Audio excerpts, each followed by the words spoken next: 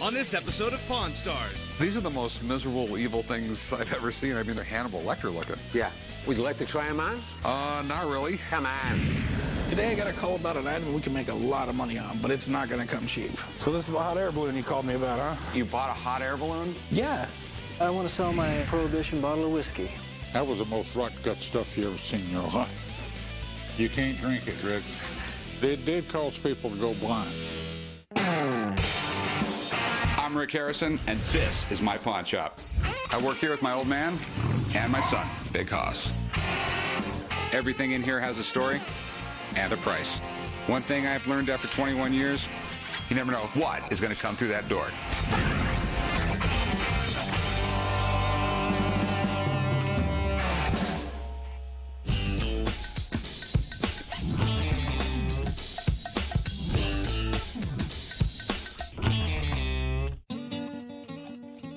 Hey.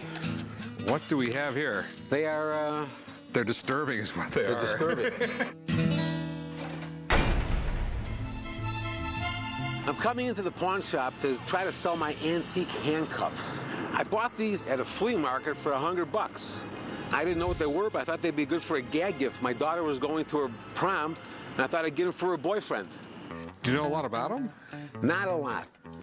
Some sort of bizarro handcuff. That's what it looks like to me. They're from 1925. There's a patent date right on them. I thought these things were from the Middle Ages. To find out they were so recent makes them even creepier. Have you ever put these things on? Yes, I have, a couple of times. I'm always afraid they're not going to come off. Would you like to try them on? Not really. Come on. Get your thumb down there.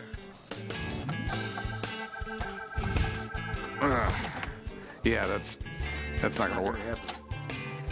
Ow, ow.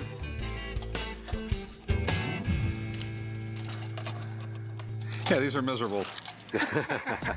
These would definitely keep you from doing anything. Yeah, they sure would.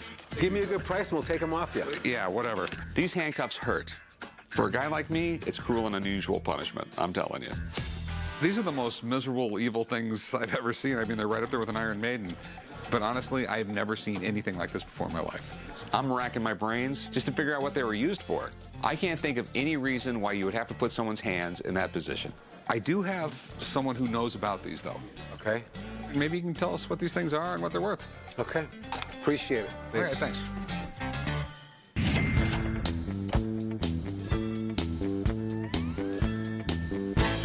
What can I help you with? I want to sell my Old Taylor Prohibition bottle of whiskey. Pops, I have the medicine you need. Yeah, right.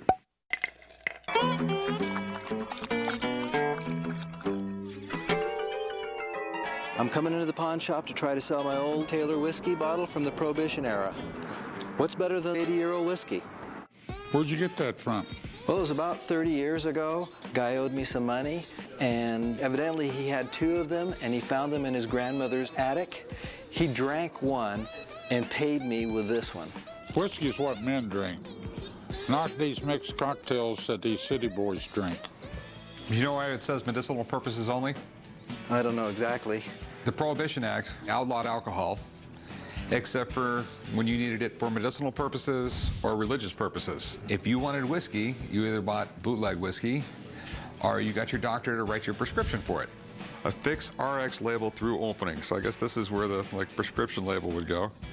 What would happen is you would go to the doctor, there would be some ailment you had, there would be a wink and a nod, and he would prescribe you alcohol, whiskey. And then, you go to the pharmacy, you fill your prescription, go home, and you get drunk. Do you know when the mixed drink became popular? No. It was during Prohibition, because the whiskey was just rock gut, the gin was bathtub gin. It just tasted so bad, they had to mix it with something fruity just to get it down.